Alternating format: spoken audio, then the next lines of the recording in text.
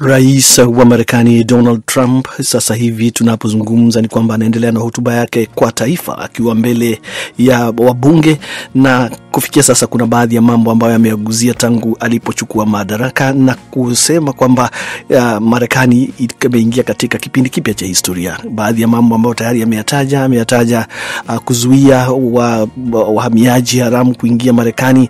Vile vile ameaguzia swala la uchumi na anatarajiwa kuzungumzia pia maswala ya vita vinavyoendelea kule Ukraine na hali ya mambo ya uhusiano wa Marekani na mataifa ya nje. Katika taarifa zetu hivi punde tutaangalia zaidi kuhusu hali inavyoendelea na hotuba yake Rais Donald Trump, na kwa hakika tutakuletea mengi zaidi. Wakati huo Marekani imeweka bayana kwamba haitakuwa ikitoa mchango wa moja kwa moja kwa majukwaa ya Umoja wa Mataifa yakiwemo maendeleo endelevu pamoja na malengo mengine ya kimataifa, ikijumuisha kutokomeza umaskini katika upigaji kura kwenye baraza kuu la umoja huo Jumanne.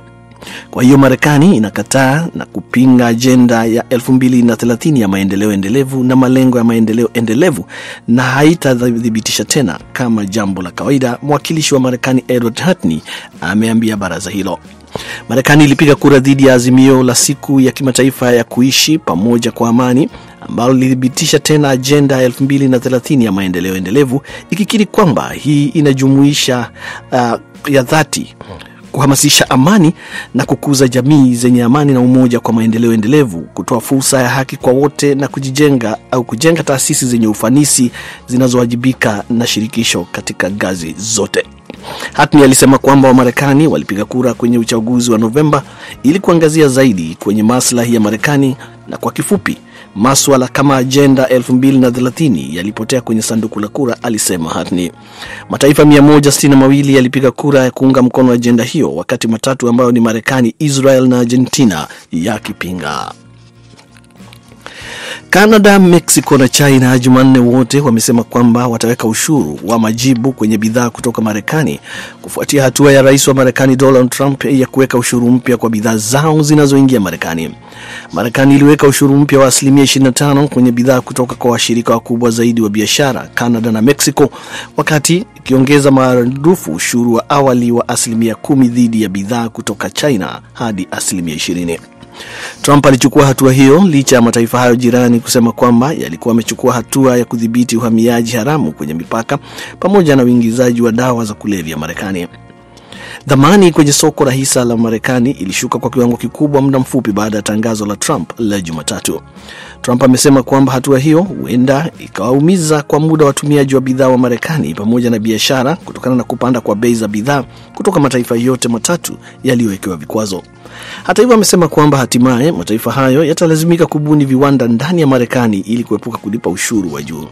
Trump aliandika kwenye mtandao wa Truth Social kwamba iwapo makampuni yatafungua viwanda vyao ndani ya Marekani, kamwe hayatakuwa na ushuru. Na baada ya mkutano wa Ijumaa iliyopita kati ya rais wa Marekani Donald Trump na mwenzake wa Ukraine Volodymyr Zelensky, ambao uligeuka malumbano makali na rais Trump kusitisha kwa muda misaada ya kijeshi kwenda Ukraine, makamu wa rais wa Marekani J.D. Vance ameweka wazi msimamo wa Marekani kuhusu kumaliza vita vya miaka mitatu kati ya Russia na Ukraine. Mwenzangu Patrick Nduimana anatueleza zaidi. Katika mahojiano na VOA, J.D. Vance aliulizwa ikiwa kusimamisha misaada kwa Ukraine kunaipa fursa nzuri Russia. Vance amesema lengo la Rais Donald Trump kuhusu sera ya Marekani kwa Ukraine ni kuwaleta raia wa nchi hiyo kwenye meza ya mazungumzo. Amesema wanataka wa Ukraine wawe na nchi inayojitawala na huru, akiongeza kuwa majeshi ya Ukraine yamepigana kwa ujasiri mkubwa, lakini wamefikia mahali ambako si Ulaya wala Marekani ambao wanaweza kuendeleza vita hivyo bila ya ukomo. Kuhusu iwapo Marekani inaweza kufikia makubaliano ya madini na Ukraine wakati huu, Vance amesema na imani makubaliano hayo yanaweza kufikiwa. Nafikiri Rais Trump bado ana azma ya kufikia makubaliano ya madini, na makubaliano hayo ni sehemu muhimu sana ya sera yake. Vance ameendelea kusisitiza kwamba wananchi wa Marekani wanastahili malipo kidogo ya uwekezaji mkubwa wa kifedha uliofanywa kwa Ukraine. Kuhusu madai kwamba Marekani inaiwekea shinikizo kubwa Ukraine kuliko Russia na kwamba watu wanaweza kutarajia vikwazo zaidi vya Marekani dhidi ya Russia, makamu wa rais Vance amesema halitakuwa jambo sahihi, akisema wanaamini msimamo wa Rais Trump ni kwa maslahi ya Russia, lakini pia kwa maslahi ya Ukraine na kwa maslahi mazuri ya Marekani kumaliza mgogoro huo. Unaendelea kusikiliza Kumekucha Afrika, idhaa ya Kiswahili ya Sauti ya Amerika, Washington DC, tunapoendelea nazo habari muhimu za dunia. Utawala wa rais wa Marekani Donald Trump umesema Jumanne kwamba unatathmini kuuza baadhi ya majengo ya serikali yakiwemo yale ya Wizara ya Sheria, FBI pamoja na jengo ambalo wakati mmoja lilikuwa hoteli ya kifahari ya Trump. Idara inayosimamia mali za serikali ya GSA imesema kwamba tayari imeorodhesha majengo 443 ya serikali ambayo hayatumiki kwenye operesheni muhimu na ambayo yanaweza kuuzwa.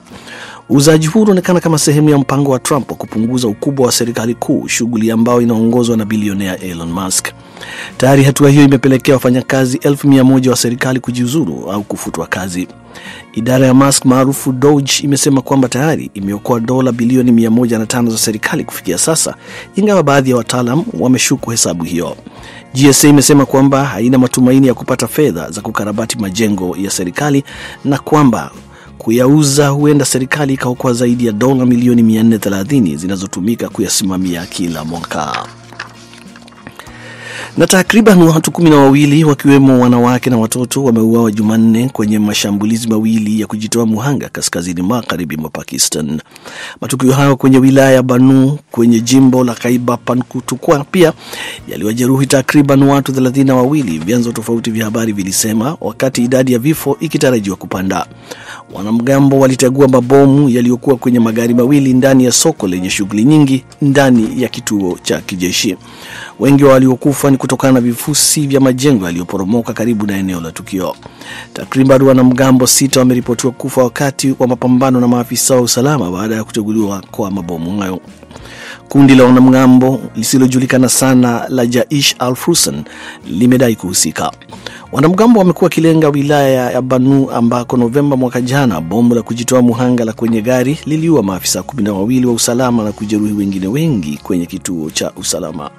Pakistan imeshuhudia ongezeko kubwa la mashambulizi ya wanamgambo katika miaka ya karibuni, wakati kundi lililopigwa marufuku la Tehrik-e-Taliban Pakistan pamoja na washirika wake mara nyingi wakilenga maafisa wa usalama kwenye jimbo la kaskazini magharibi. Unaendelea kusikiliza matangazo ya Kumekucha Afrika moja kwa moja kutoka studio za Sauti ya Amerika, Washington DC. Kama mlivyosikia wasikilizaji wetu, ni kwamba muda huu tukiwa hewani, rais wa Marekani Donald Trump anaendelea kukihutubia kikao cha pamoja cha bunge kuhusu hali ya taifa. Ilikuwa ni hotuba yake ya kwanza tangu achaguliwe kwa muhula wa pili. Katika hotuba hiyo, Trump aligusia mafanikio yake kadhaa tangu achukue hatamu za uongozi tarehe 20 Januari.